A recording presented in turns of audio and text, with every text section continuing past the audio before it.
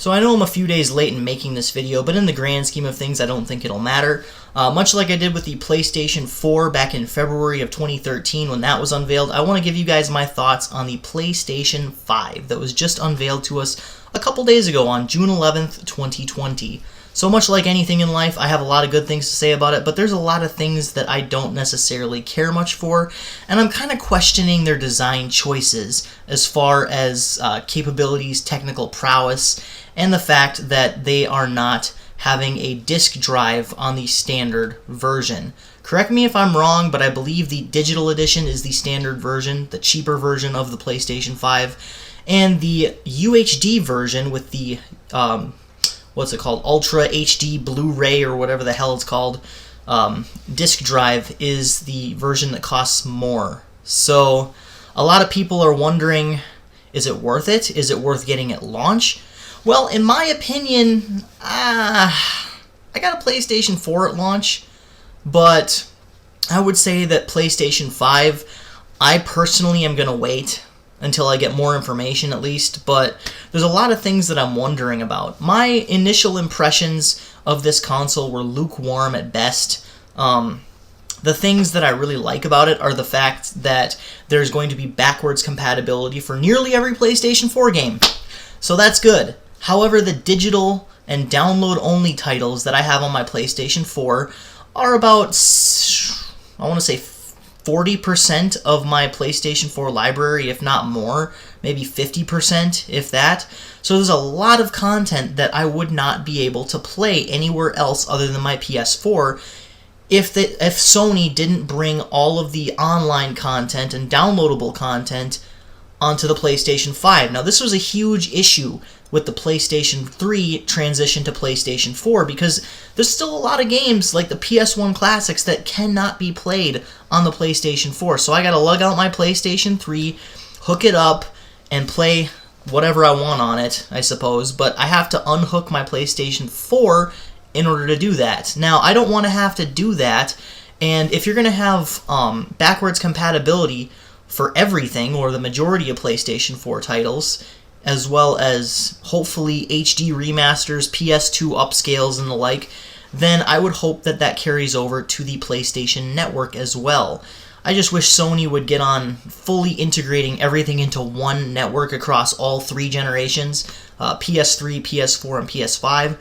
Now, I'm not a game developer, and I am not a network specialist, so I have no idea how feasible that is, but it would be very, very convenient not to have three different consoles to do the exact same thing. But as I consider myself somewhat of a gaming enthusiast, I'm not getting rid of any of my consoles anytime soon. So that brings me to my next point, and that is, of course, the PS5's design choice by Sony. Now, I'm not going to go full rage on this. I've already recorded a video on it, and I didn't really like it because it seemed like I was bashing the PlayStation 5 as a whole. It was like 10 minutes of me just going off on how I don't like the design of the PS5, and I'm not going to do that because it's got some pretty sleek parts to it too. It's just I don't really care much for the color scheme.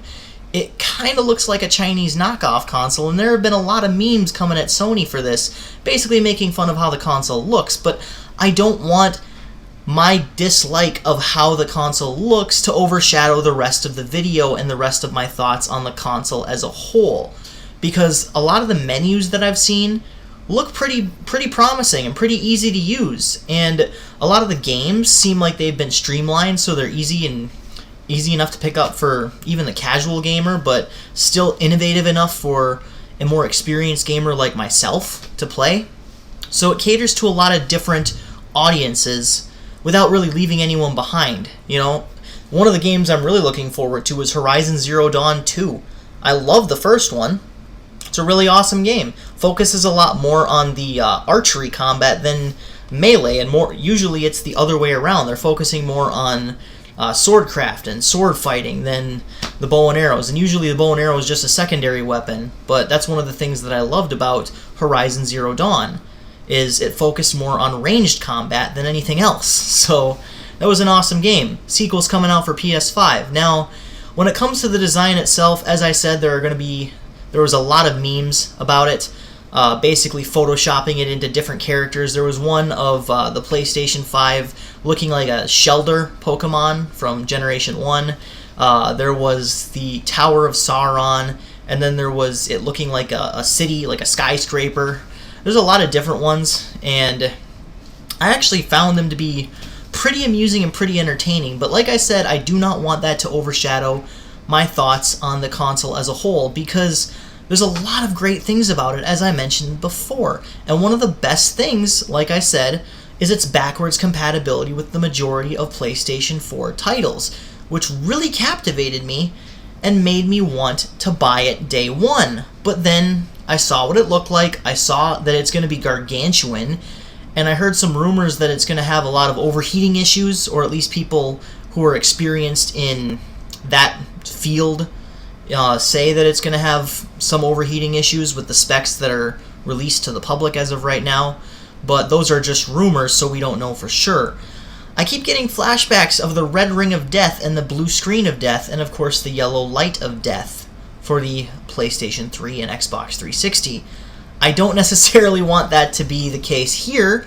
I got a launch PS4, didn't really have any issues with it at all whatsoever, so I don't know, I guess. As far as whether or not I would get this one at launch, I don't necessarily like the idea of having two separate versions and paying extra for a UHD disk drive just to have physical media.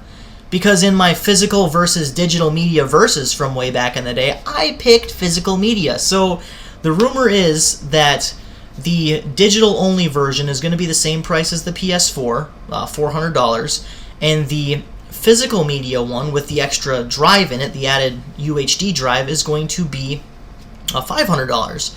And for me, I don't even get what the point of having a digital-only console at this point is, because a lot of people like to watch movies, DVDs, Blu-rays, UHDs, you name it, anything.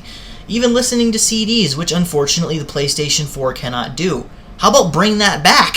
I mean, that would be awesome. Be able to stick in a CD and listen to it. Not that I would really ever utilize that, I suppose, but a lot of people that I talk to actually do.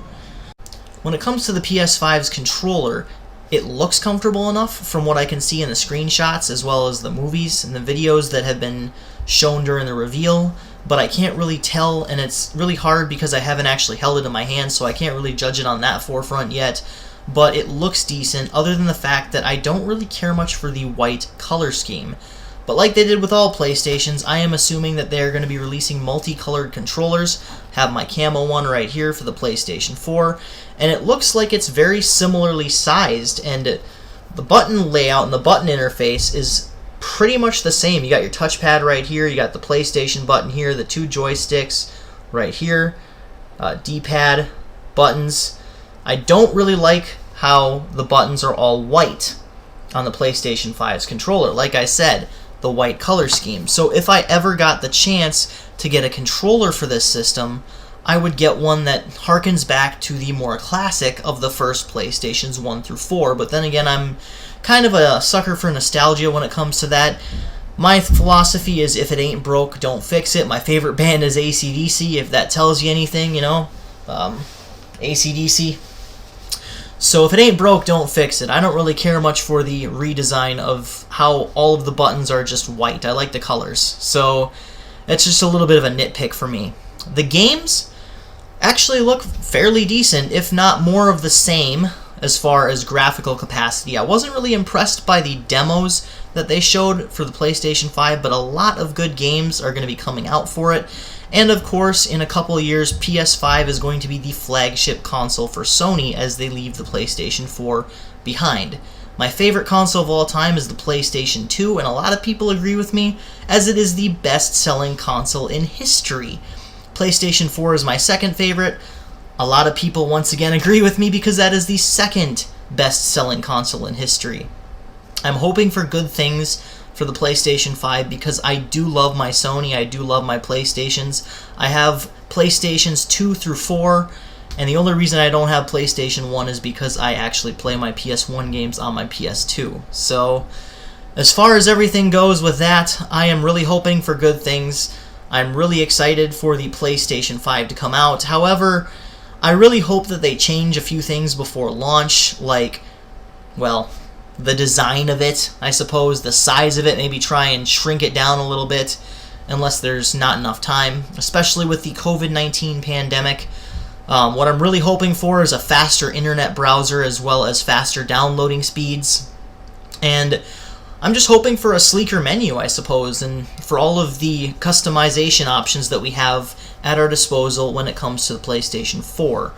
So, with that, this is Midnight Strike 3625. Keep calm and rock on.